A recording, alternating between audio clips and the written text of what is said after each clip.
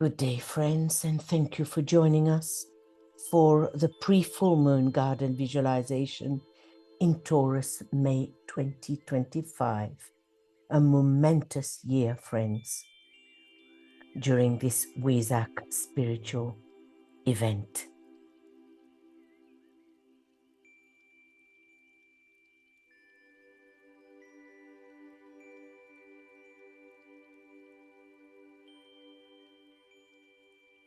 So before we enter our garden, let us align with our own soul and raise your consciousness into the head, as high in the head as you can. Then carry the consciousness upward through the astral body, then the mental body,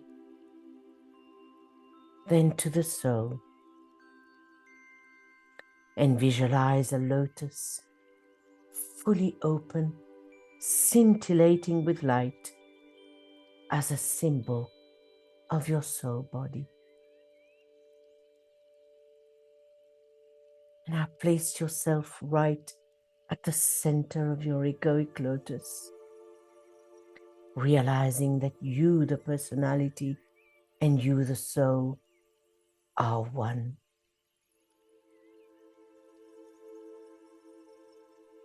And from that point, definitely and consciously become the observer, the soul, objective and detached.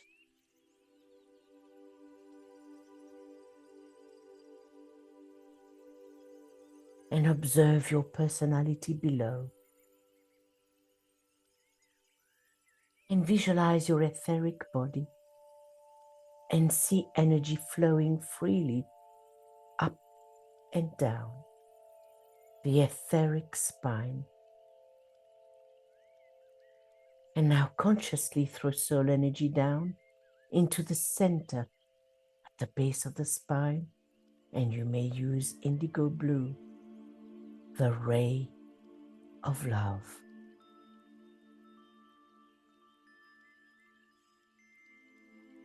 And now raise it slowly in your creative imagination via the 5 centers up the etheric spine, then to the ajna and the crown, and into the soul body.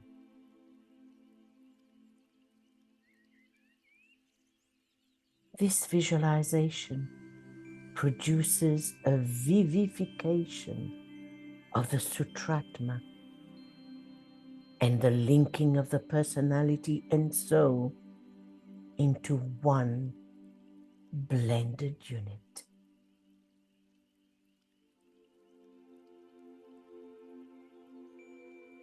And I'll say the soul mantra. Say it with conviction, knowing who you really are. I am the soul. I am light divine. I am will. I am love. I am fixed design. And now sound an om as if you were the soul in full expression.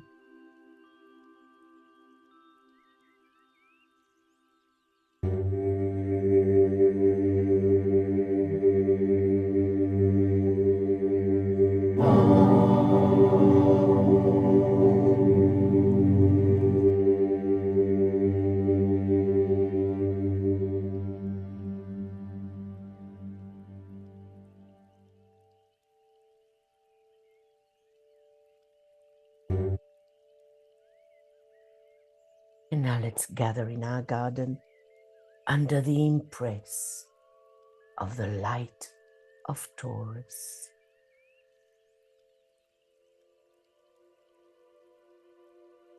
the entrance of our garden, we stroll through arches of climbing roses, Master KH favorite flower,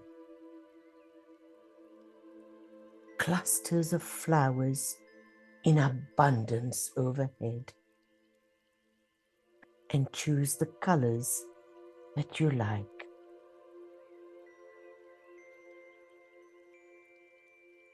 And as we walk down the path,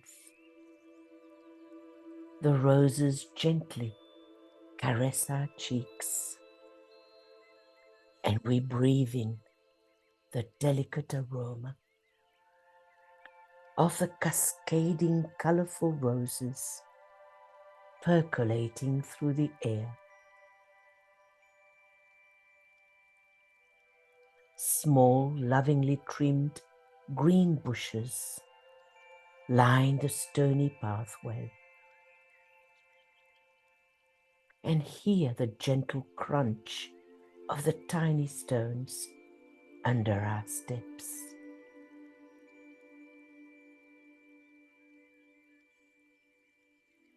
At the end of the archway, along an embankment, there are rows and rows of flowers.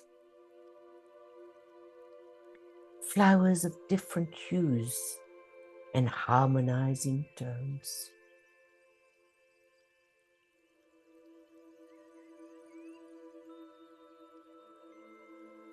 And as we create these rows, we include our own favorite flowers.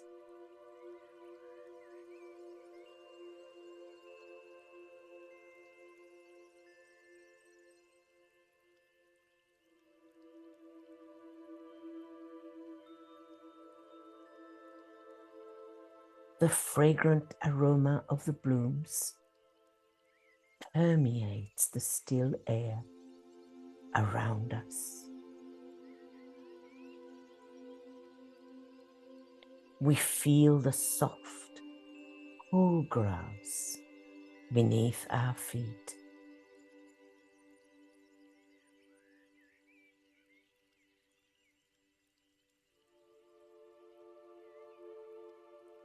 On the opposite side of the embankment, we see right in the middle of our space of harmony a lighthouse standing tall and strong, shining beams of light in all directions as a symbol of our united group soul.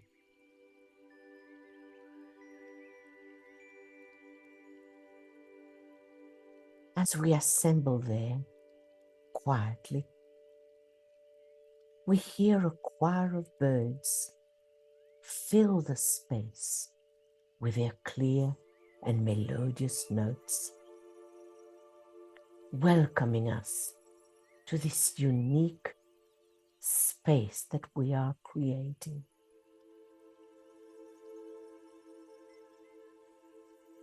A chorus of angelic voices sing a soft tune, accompanied by the sound of harps, divas gently strumming the chords.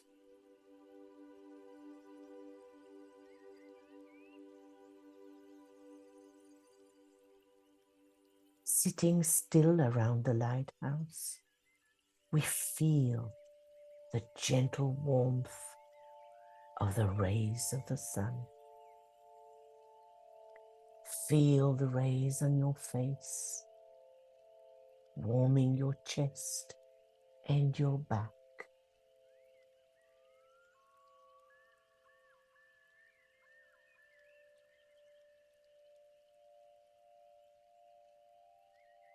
In the background, the breeze softly swishing through the tall eucalyptus trees chants a melodic lullaby.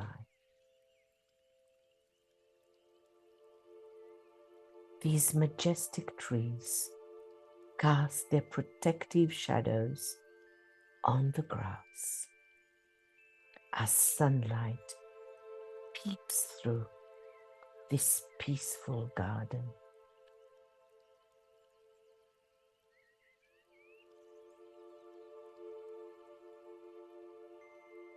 Around the lighthouse, we see a large, quiet pool of crystal clear waters.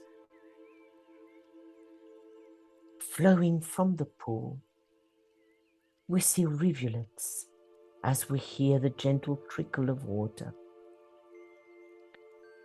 We also see 3 wider streams of golden water flowing steadily.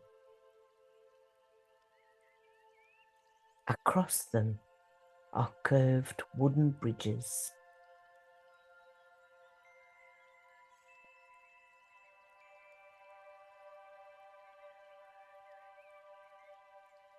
In one area of the pool float lotuses of all colors, in all stages of bloom. Some are in full bloom, revealing their gorgeous jewels, while others are just budding and barely showing their true color, but all reflecting their light in the healing waters.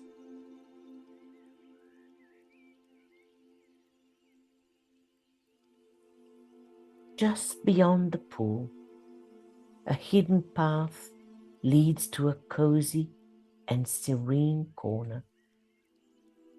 A few chairs or a bench and a small fountain containing supercharged, vitalizing water, perfumed by a single floating lotus, create the perfect spot for an informal sharing of one's difficulties or words of wisdom.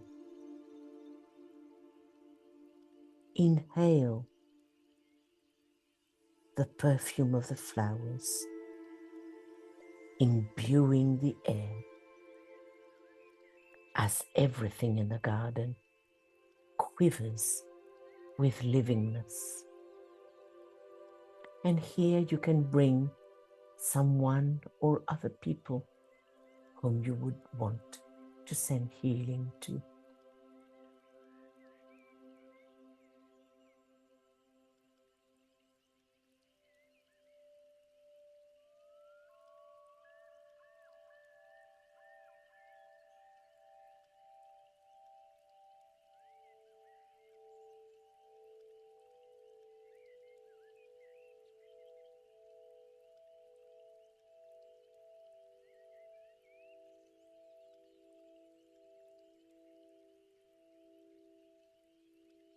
In the distance, we hear the soothing sound of water, and we follow it,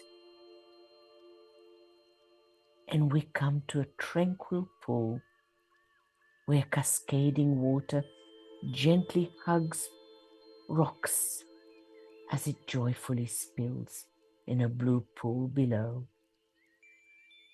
while bubbles of spray ricochet spiritedly in the air.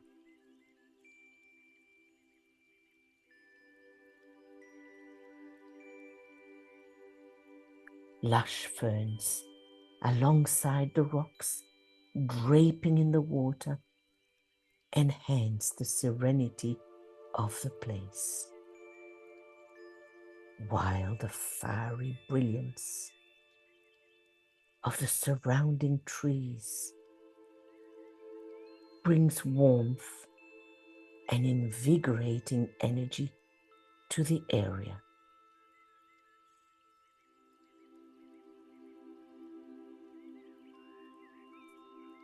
In our mind's eye, we follow a pathway which leads us to flower beds, They are a riot of spring color, reds and creams and yellows, of such vibrancy, winding their way like a gentle living stream among the trees. A row of violet flowers on either side of the meandering bed happily follows the path of the flowers as they release their subtle perfume.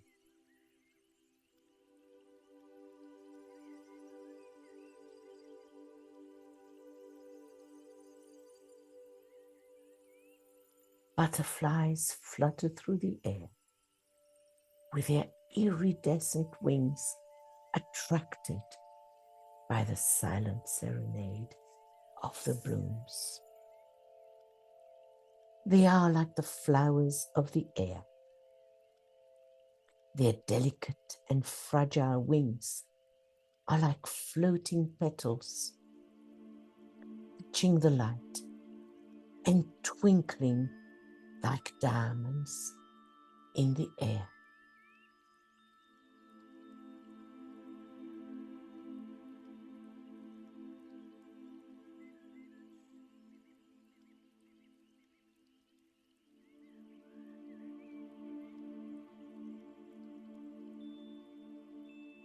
While buzzing bees surf the open spaces from flower to flower, seeking pollen,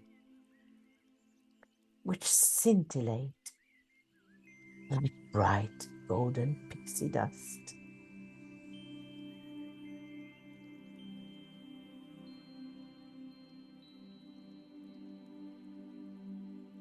This garden that we've just created is our garden, our group garden. And let's take just a few moments to add a little corner that has our individual touch. Add the colors, the unique features, and the flora of your own country that you'd like to blossom in this tranquil and serene space.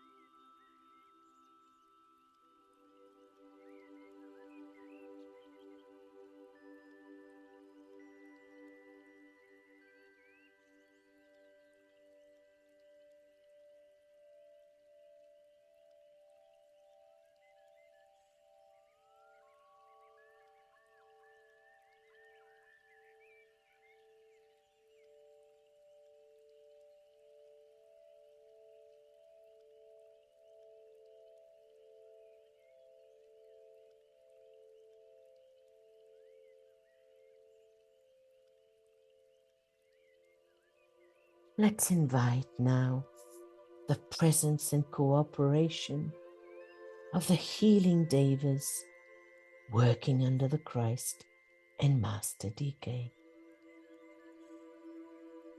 They fill the space as they crowd around us, eager to pour their magnetism in service to humanity alongside us.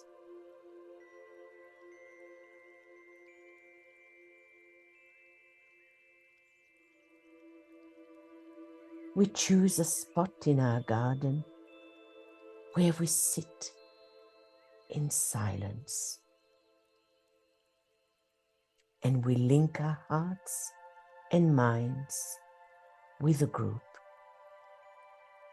and we say the healer's mantra aloud together with purity of motive, inspired by a loving heart we offer ourselves for this work of healing. This offer we make as a group and to the ones we seek to heal.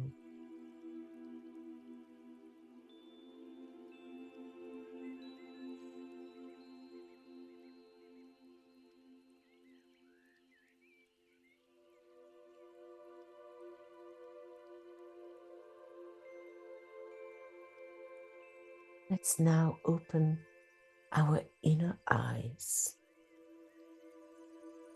endeavoring to hold our mind unwaveringly in the group light.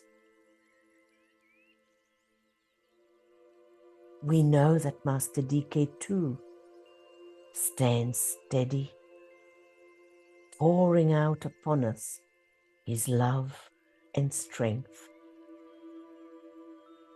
and endeavoring to lift us up into a higher state of consciousness. We are now receptive to Master DK's radiant energy.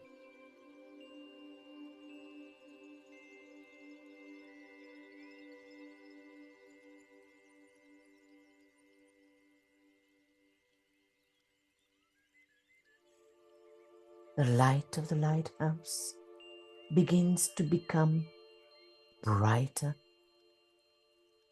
and brighter, intensifying gradually, and soon this light begins to take shape and a definite figure appears. And in our creative imagination, it's that of Master DK.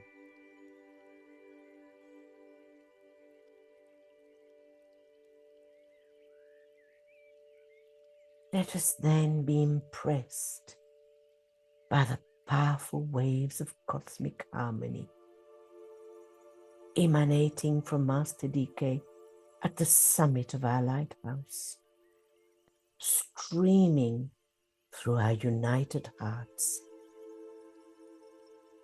irradiating the garden around us and imbuing it with a Taurian energy of stillness, of desire for right human relations and harmony between nations. Let's listen intuitively to Master DK's teachings. And let's imagine his words as golden droplets of liquid light, quenching the parched land of our brain, bringing warmth, light, and a loving understanding of the plan, and bathing our hearts in healing light and life.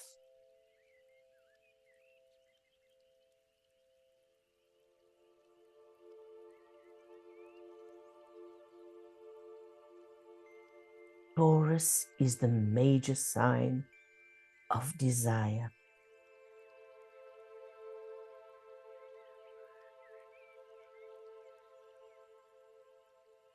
Its basic quality demonstrates as desire in the masses of men. It manifests as stubbornness in the average man. And this is literally willful adherence to personality aims.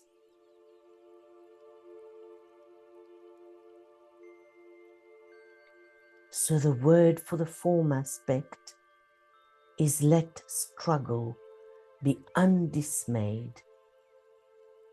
That is, the word of the form is to take, grasp, and go courageously after that which is desired.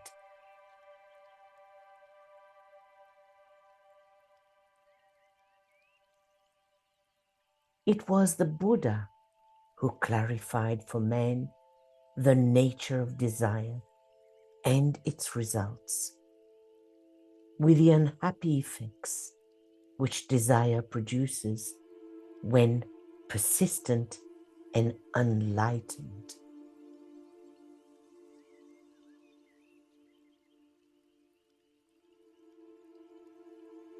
While in advanced humanity, desire is ultimately transmuted into aspiration and eventually leading to light and illumination.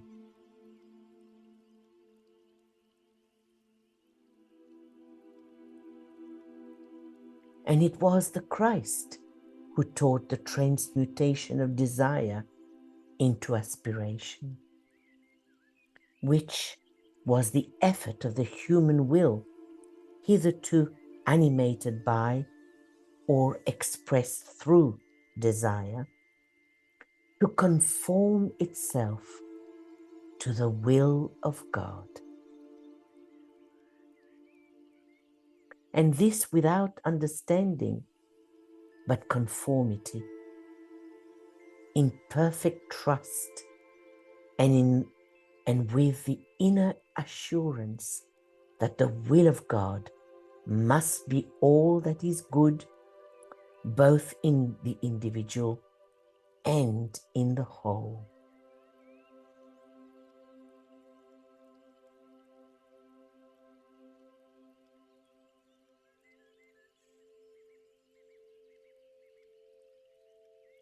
In Taurus, desire is transmuted into aspiration. Darkness gives place to light and illumination.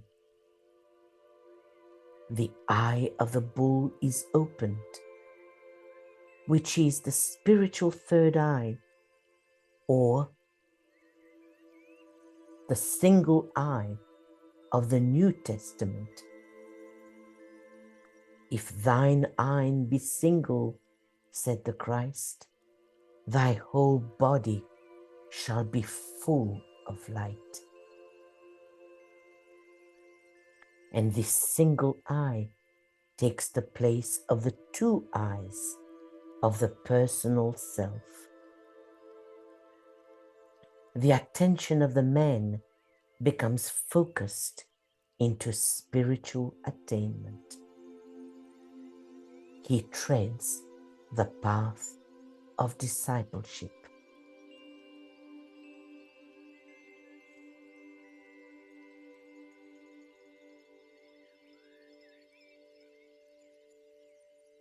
The keynote for the disciple, though, in Taurus is I see.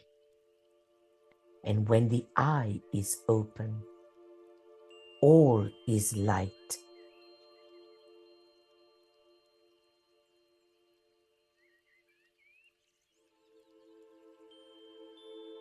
And the eye of the cosmic bull of God is open. It's the penetrating light of the path. And all is love. And from it, light pours radiantly forth upon the sons of men.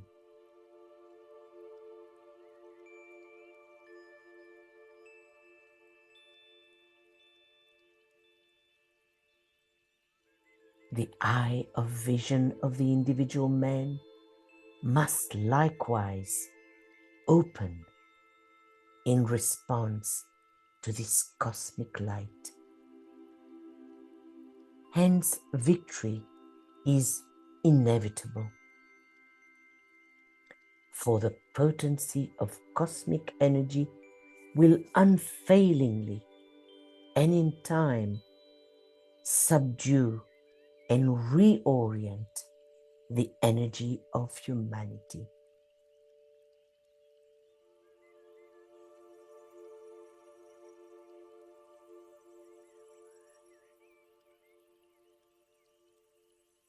Taurus being the sign of illumination,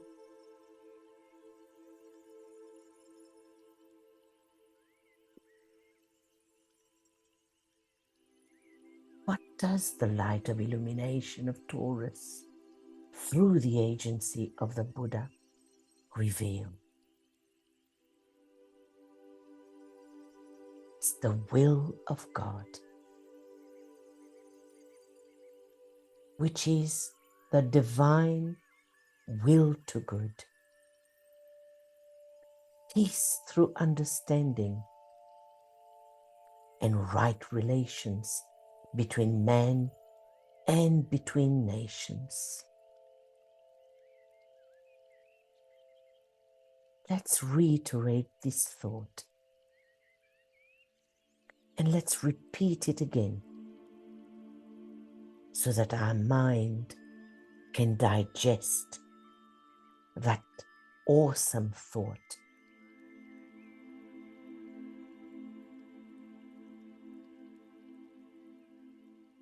The light of the Buddha reveals the will of God, which is the divine will to good. Peace through understanding and right relations between man and between nations.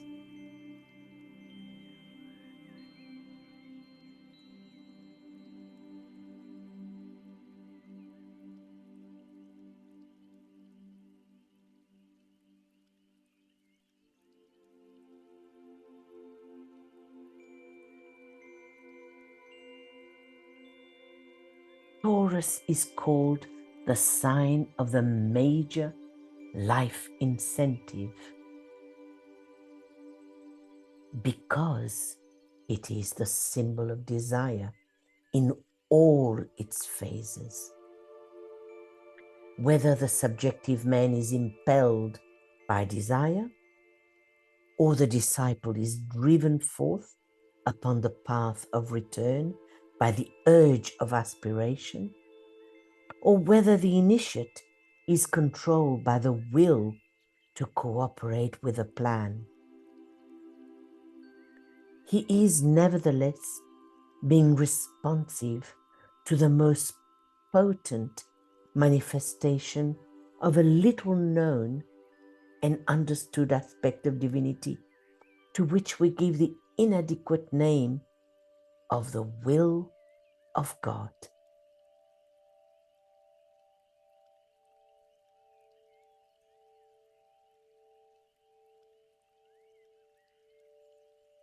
The great triplicity of desire, aspiration, direction, or will are only three words which endeavor to describe the progress and bias of man the personality, man the soul, and man the channel for spirit or life.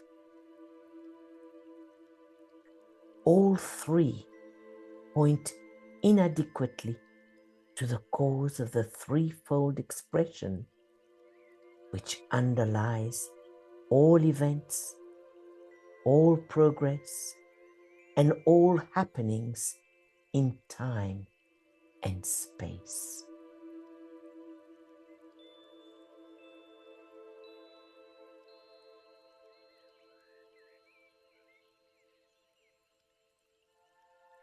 Now, as the Shambhala force is beginning to pour into the world, man is seeking another interpretation of God's will, which will produce an understanding cooperation with the divine plan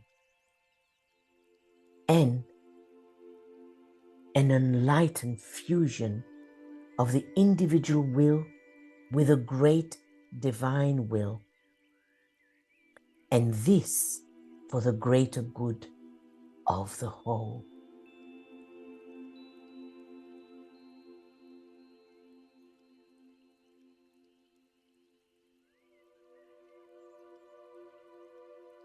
as we approach this unique full moon at Wesak, a critical alignment is building up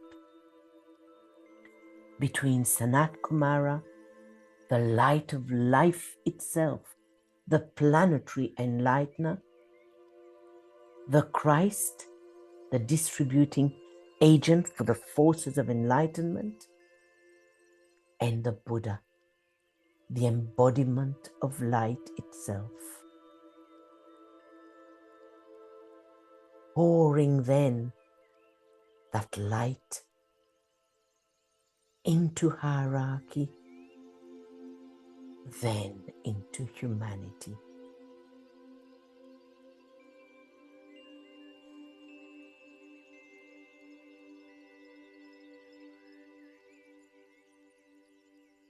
But another pronounced alignment of a triangle is also forming between the Lord of the world, linked through the Manu, representing Shambhala, the Christ, the Prince of Peace, representing hierarchy, and Master R, the Lord of Civilization, representing humanity. And that triangle sets up a potent note and vibration invoking the Spirit of Peace.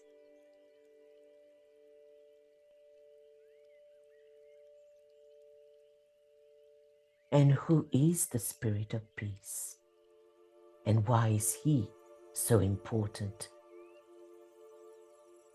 The Spirit of Peace, or the Spirit of Equilibrium, as he is also called, is an extra planetary being of terrific cosmic potency. And note the operative word, cosmic potency.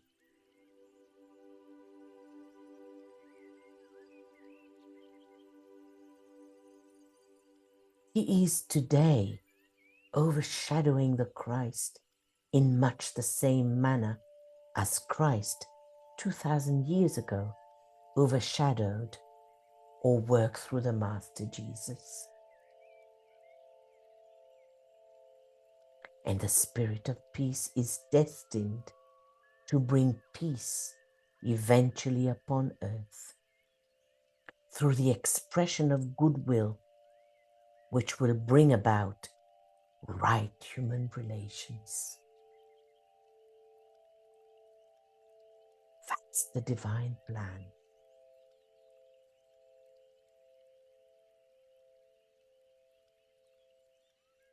And what are then the effects of the forces of light and the Spirit of Peace? It's the illumination of minds of men with love and light. And this precipitates upon the mental plane. And the mental plane is completely illumined by their light. And the Spirit of Peace will vitalize the responsiveness of humanity via the influence of hierarchy to the will of God, which has for basic intent the bringing of peace on earth.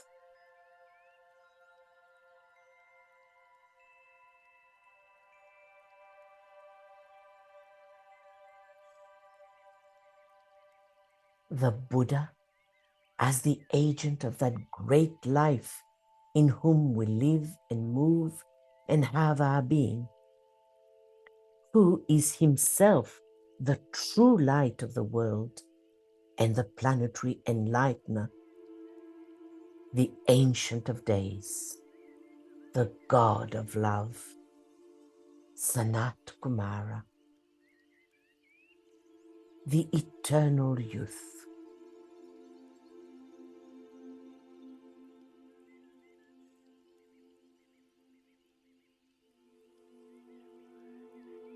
So let's reiterate the Shambhala force pours through the Buddha, producing an understanding cooperation with the divine plan, which is peace on earth, right human relations, and an enlightened fusion of the individual will with a great divine will, and this for the greater good of the whole.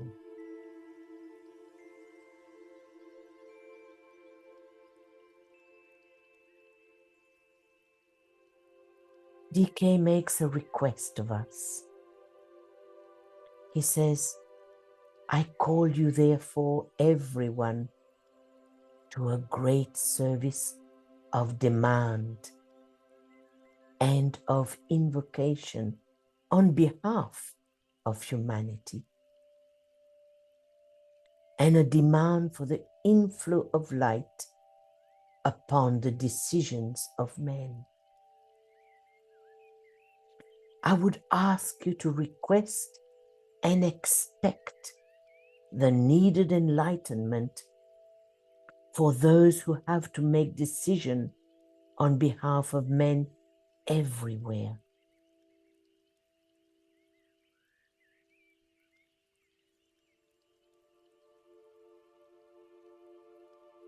In Taurus, the Buddha achieved victory over desire and achieved enlightenment, and was the first one of our humanity to do so. The Buddha, the agent of the life in whom we move and have our being,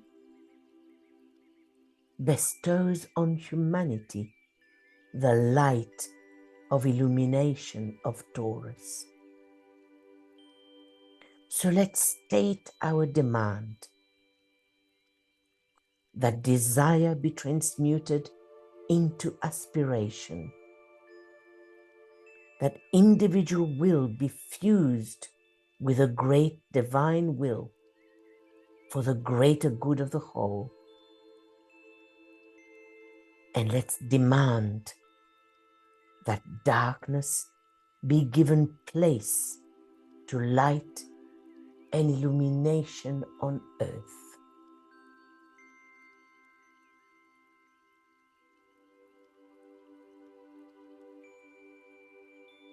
Let our spirit of demand for light, for right human relations, for the will to good from the Buddha permeate our group, infusing our garden with our invocation for greater light by visualizing a shaft of light from Taurus descending on our garden and pervading it with illumination.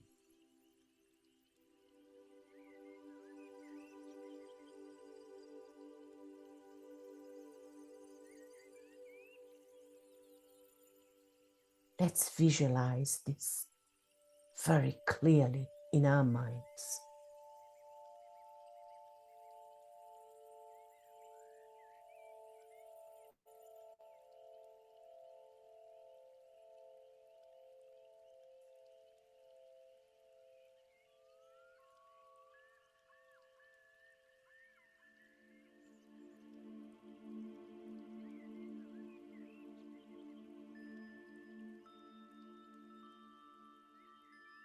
Venus, the exoteric ruler of Taurus, the alter ego of the earth, is that mysterious force which is a blend of love and knowledge, of intelligence and synthesis, and of understanding and brotherhood. And Venus blending with Taurus reveals the divine marriage between the lower nature and the higher self, to express that inner fusion and harmony of the pairs of opposites.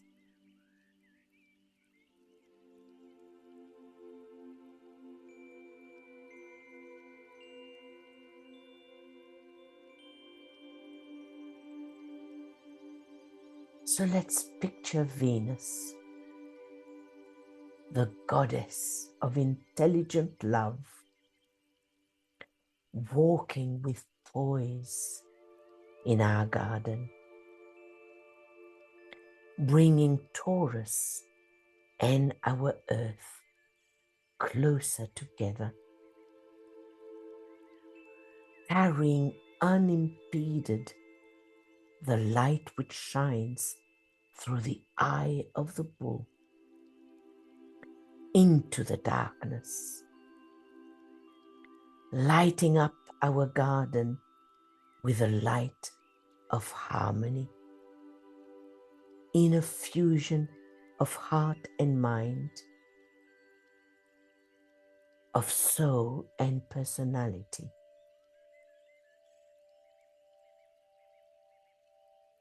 Feel this deep union with every fiber of your being, and bathing your etheric body in love, intelligent love.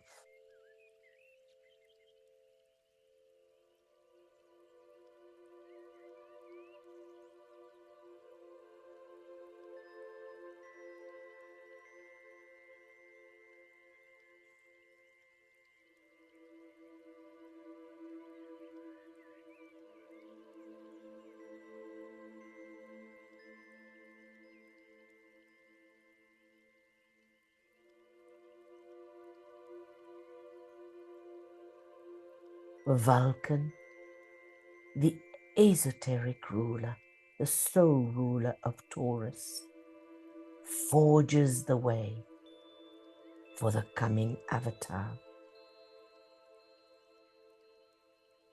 Taurus forges the chains which bind or create the key which unlocks the mystery of life. It's this forging process with its consequent clamor, which is going on at this time in a most potent manner. Vulcan controls the envin-like processes of time and strikes the blow which shapes the metal into that which is desired. And this is true today as never before. He it is who is forging the way for the coming avatar, who will at the right moment come forth, embodying in himself the will of God, which is the divine will to good, to peace through understanding, and to right relations between men and between nations.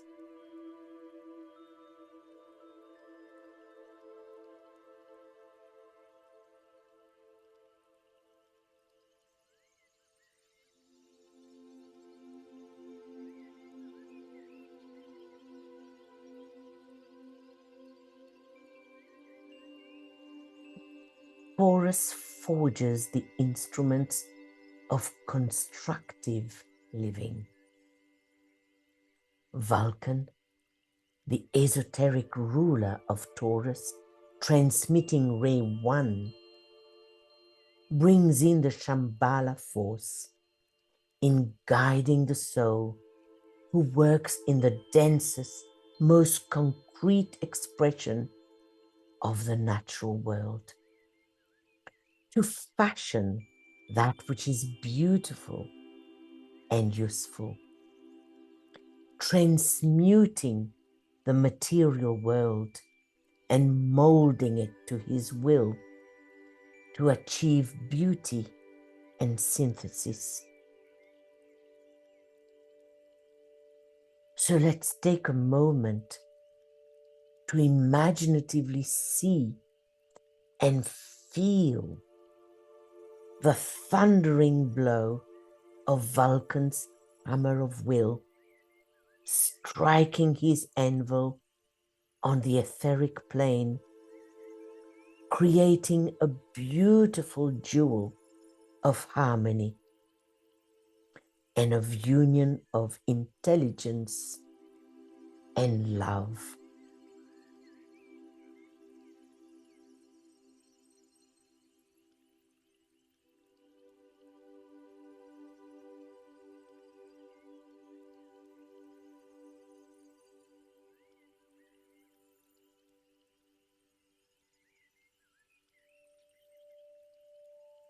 The entire secret of divine purpose and planning is hidden in Taurus.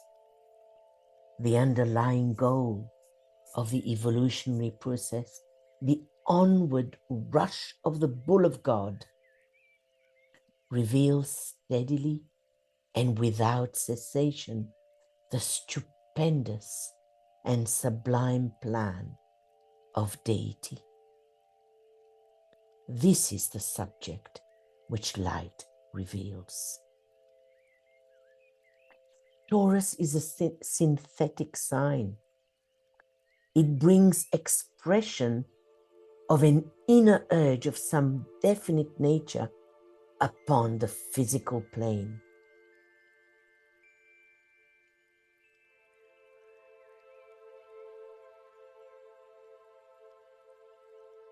And humanity, the world disciple, is beginning to come under the influence of Taurus. Now, will this Taurian influence, increased as it is by the incoming Shambhala forces, produce the floodlight of illumination of which Taurus is the custodian? Or will it simply foment desire, increase selfishness, and bring humanity to the fiery heights of self-interest?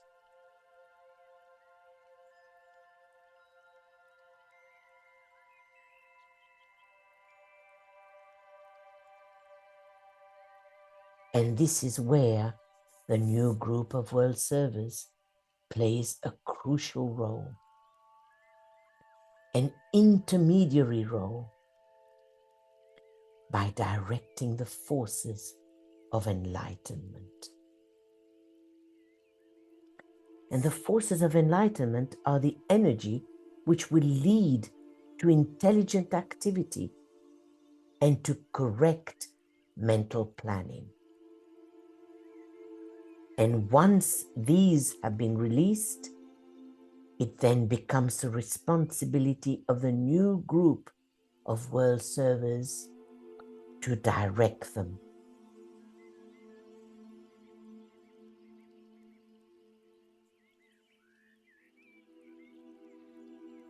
The new group of world servers was born in and ruled by Taurus. And to it, that divine Taurian energy brings illumination and the attainment of the vision. This group is, figuratively speaking, the bull rushing forward upon a straight line with its one eye, fixed upon the goal and beaming light. But what is that goal? It's not the goal of self-illumination, for that lies far behind.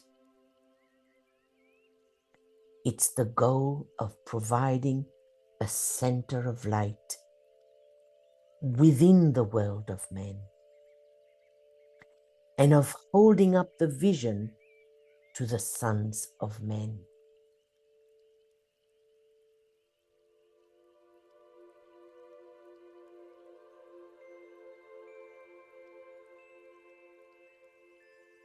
If the thinking and executive people of the world can have their minds illumined by the spirit of wisdom and understanding, they can act as distributors of that light through enlightened planning and legislation, and thus affect the entire world, says Master DK.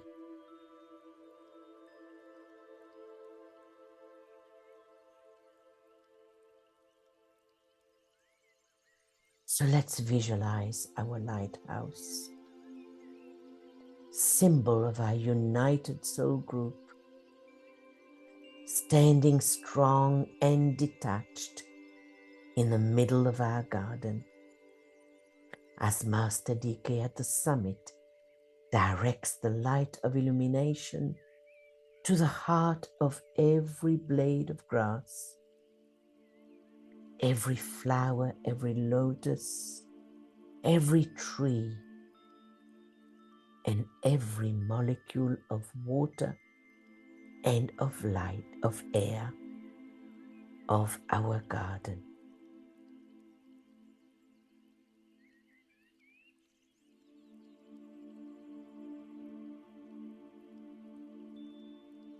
So now let's make use of our garden,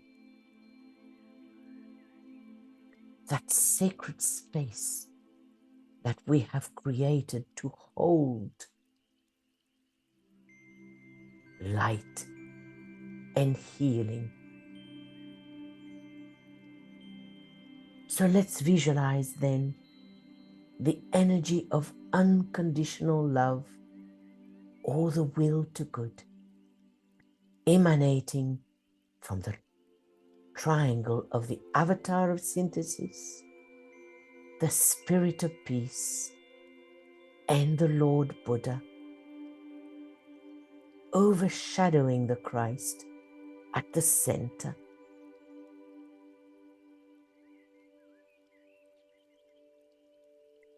Thus the Christ at the center, with the fused energies of love and wisdom, with the aid of the avatar of synthesis and of the Buddha, and under the influence of the spirit of peace and of equilibrium, can implement and direct the energies which will produce the new and the coming civilization. He will see, demonstrating before his eyes, the true resurrection, that is the emergence of mankind from the imprisoning cave of materialism.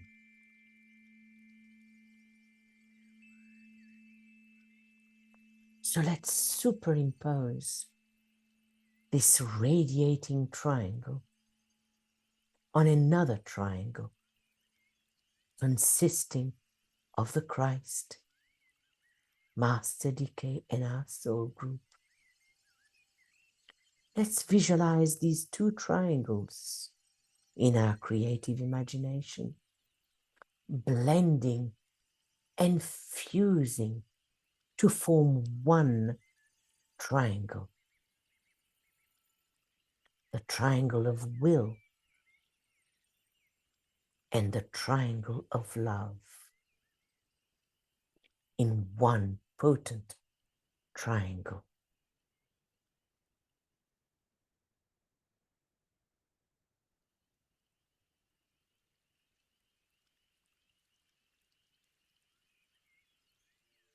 Then let's superimpose this blended triangle on our group chakric triangle as we vitalize it.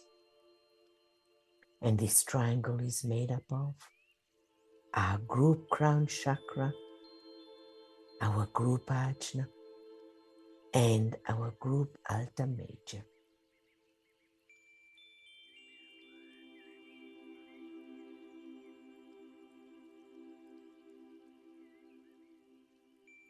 Then these three triangles, the triangle of will, the triangle of love, and the triangle of intelligence or knowledge, all fused and blended as one radiating triangle.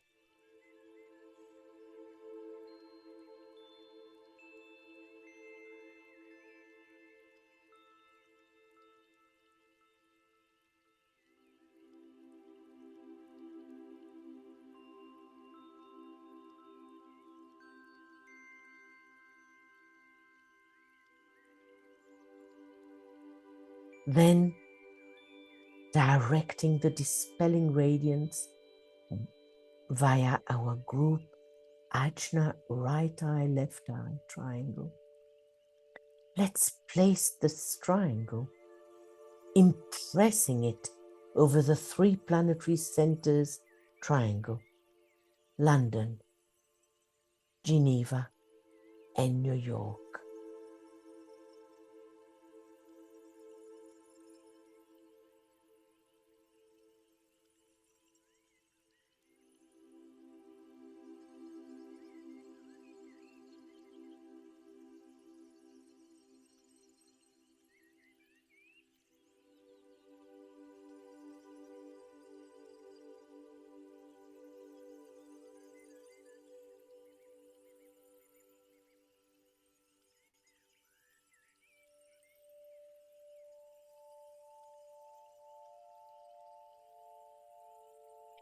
Sound and Om,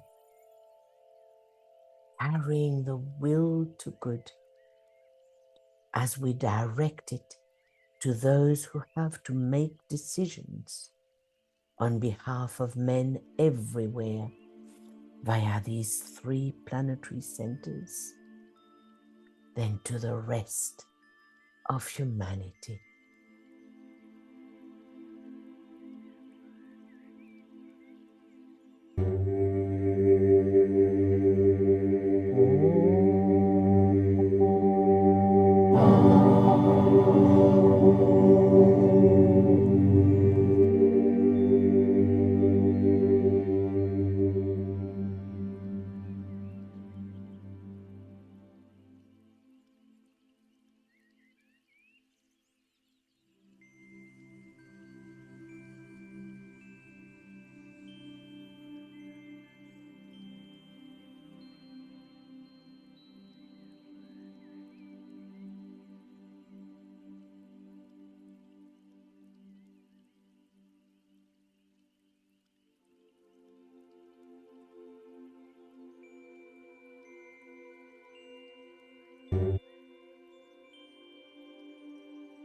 Let the forces of enlightenment initiate the new world education and impress the big educational systems, the worldwide propaganda institutions, and all those agencies who work to educate and direct public thinking and mold public opinion, such as the radio, and these days, TV, social media, internet, the film industry, the press, the publishers of world literature, speakers, writers, social workers, and progressive and liberal churchmen in all the world religions.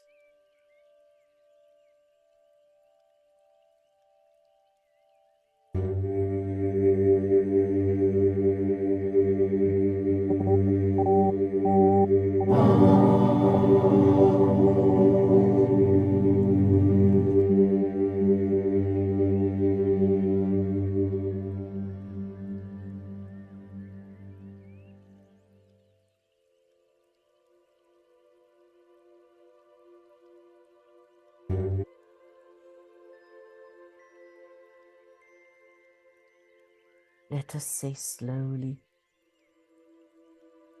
and deliberately, believing in the results. May the love of the one soul focused in this group radiate upon you, our fellow men, and permeate every part of your body, healing, soothing, strengthening, and dissipating all that hinders service and good health. And may they be enlightened, illumined, and aroused by loving understanding and peace.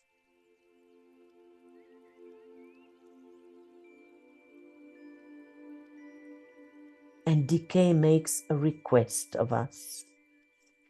At the time of the full moon of May and of June, it will be advisable to use both invocations, that is the first and the second, and thus to fuse and blend into one united invocation the massed intent of humanity as a whole and the enlightened purpose of the disciples and the hierarchy.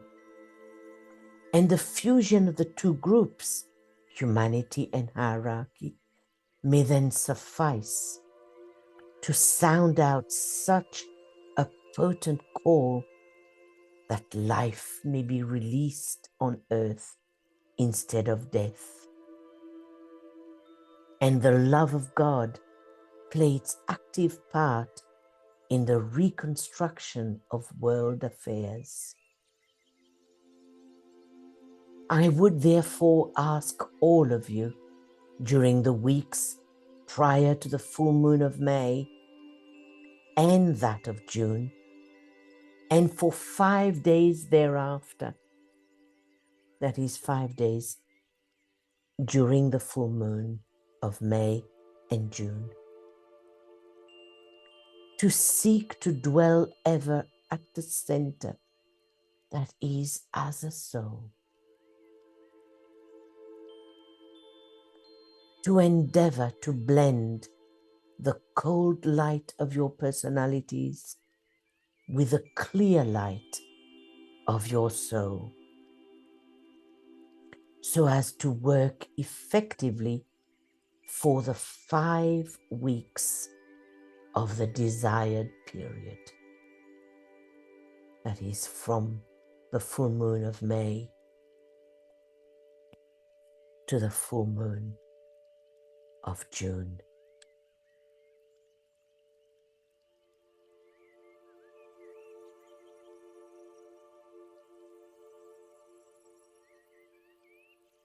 If this can be successfully accomplished, DK says, 2 great revelations may then speeded on their way. A revelation of light and understanding to humanity as a whole, leading them to knowledge and enabling men to see the cause of the present catastrophe. And the second one, a revelation of life, and of life more abundantly as Christ promised when on earth. This revelation will give to the thinkers, idealists, true leaders and disciples working in the world today that spiritual energy which leads to right activity, sound leadership, and inspired and inspiring living. Such is the will of God for humanity, and such is the intent and purpose of Shambhala.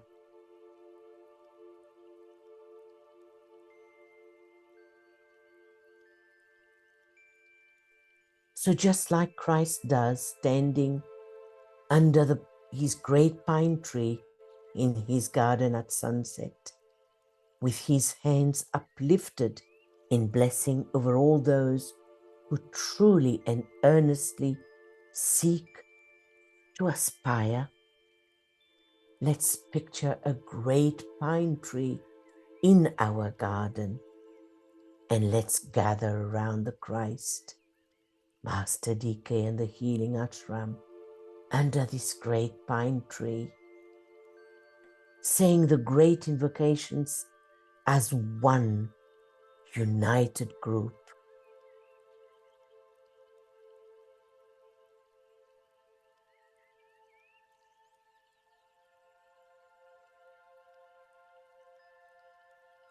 Let the forces of light bring illumination to mankind.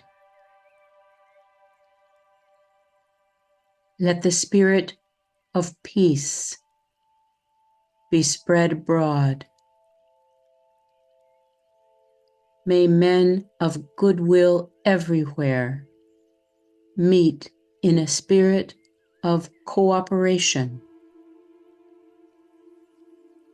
May forgiveness on the part of all men be the keynote at this time.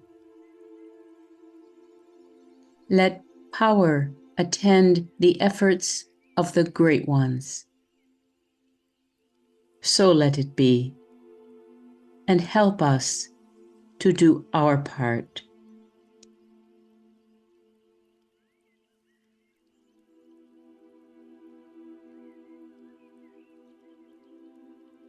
Let the lords of liberation issue forth. Let them bring succor to the sons of men. Let the rider from the secret place come forth and coming save. Come forth, Almighty One. Let the souls of men awaken to the light, and may they stand with mass intent. Let the fiat of the Lord go forth. The end of woe has come. Come forth, Almighty One. The hour of service of the saving force has now arrived. Let it be spread abroad, Almighty One. Let light and love and power and death fulfill the purpose of the coming one. The will to save is here. The love to carry forth the work is widely spread abroad. The activate of all who know the truth is also here. Come forth, Almighty One, and blend these three. Construct a great defending wall. The rule of evil now must end.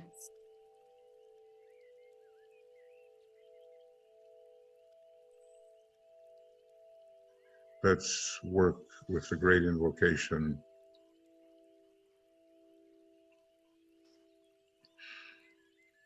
From the point of light within the mind of God, let light stream forth into the minds of men.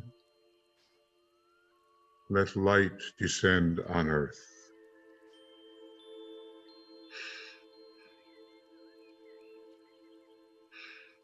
From the point of love within the heart of God, let love stream forth into the hearts of men.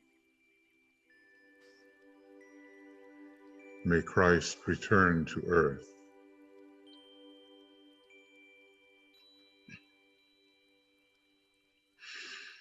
From the center where the will of God is known, let purpose guide the little wills of men, the purpose which the masters know and serve.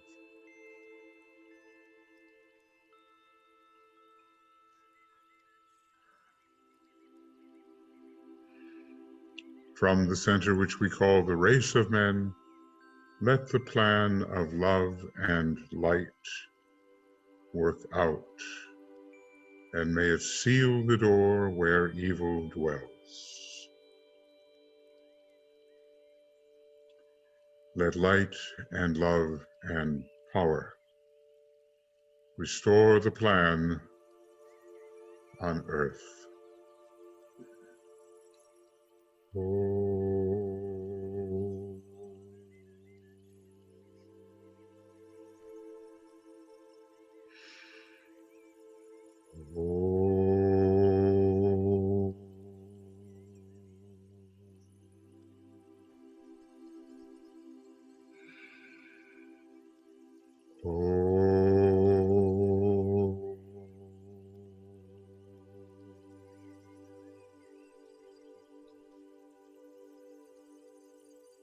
Thank you, Michael. And now let's raise our clasp hands above the head and say, and so let it be. And help us to do our part. Bring them down to your forehead and let them rest gently on your heart.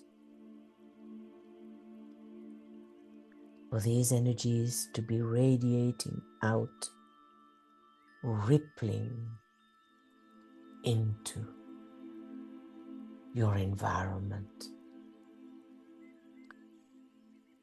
for the rest of the day.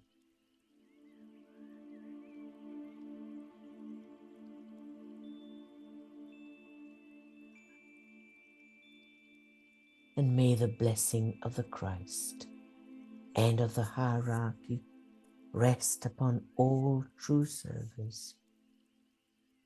And may they stand tranquil in the midst of strife.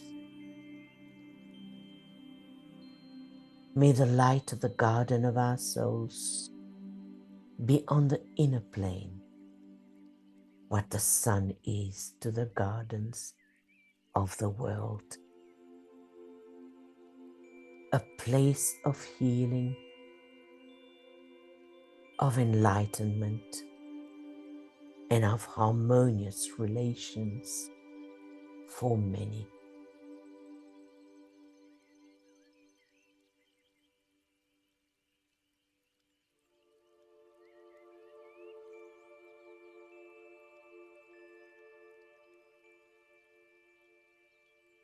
Gratitude, friends, to all our members and friends of the esoteric healing community who participated in our virtual choir, with Michael leading our choir, being a symbol of the unity of the inner and the outer planes working as one.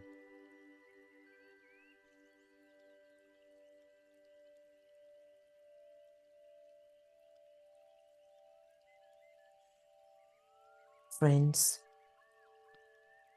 in the view of the 2025 conclave, please come and add your voices to our invocative appeal to the triangle of synthesis meditation, composed of the avatar of synthesis, the spirit of peace, and the Lord Buddha, via hierarchy, to help humanity in its present crisis, facing the emboldened forces of materialism and aggression. Join us at any of those sessions, every day at 9 p.m. GMT, or every Friday 11 p.m. GMT, or every Sunday at 11 p.m. AM GMT.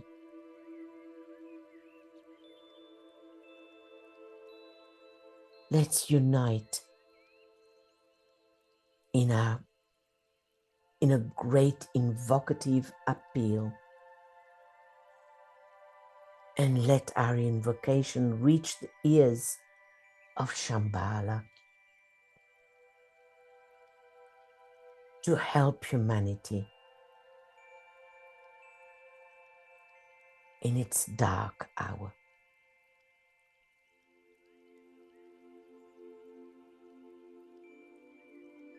And also, we have launched And another initiative,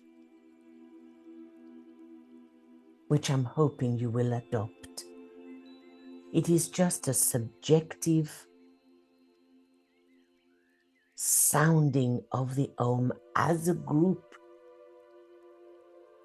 an Om of fiery love, preferably on the note of G of love, but it doesn't matter.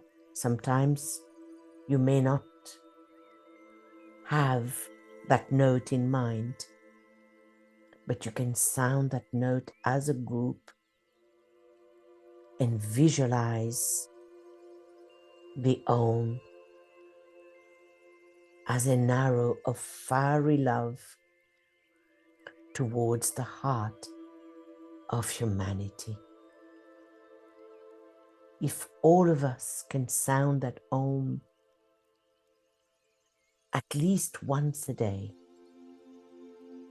then we would have helped hierarchy in its task of illuminating men's minds and of creating that spirit of harmony within the world. Please join us in that initiative. It only takes 10 to 20 seconds per day. And what is 10 or 20 seconds in 24 hours or 12 hours, waking hours? Putting that into perspective, it doesn't seem to be much to sacrifice 20 seconds of our day to sound a potent Om. Thank you, friends.